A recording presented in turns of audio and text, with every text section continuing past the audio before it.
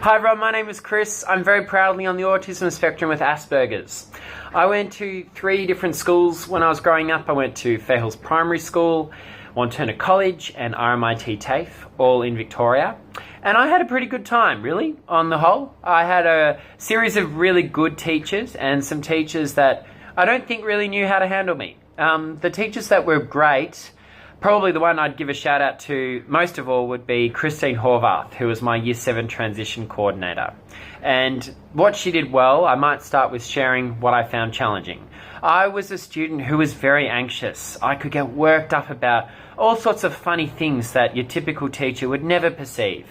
I was also quietly anxious. My anxiety was not loud. I would quietly suffer and persevere through the day.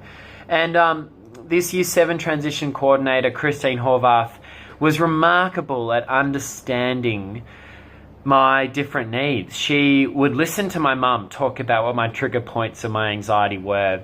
She would find my strengths and she would pick, okay, this kid's a writer, he has a great memory, how can we use that? Maybe I can get him to do the public speaking competition.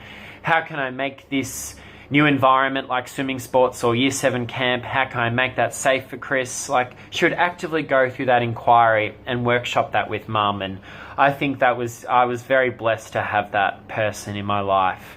And I think that points out what needs to change in our schools, because my teacher probably did find it hard to navigate her great creative mind through her teaching colleagues. I think she had some very supportive colleagues and some colleagues that probably looked at her and thought, why is she doing it that way? Is she being soft on the students? And I just think it's so important, if you're a principal or a senior leadership group in a school, that you grab those teacher champions like your Mrs. Horvaths and you celebrate them among their peers. You hold them up in your staff briefings, at your PD day, and you say, this is good practice from within our teaching group, because Mrs. Horvath really was my lifeline. You know, what she did for me in my junior schooling was extraordinary, and that's why I built I Can Network off her, because she was such an exceptional case.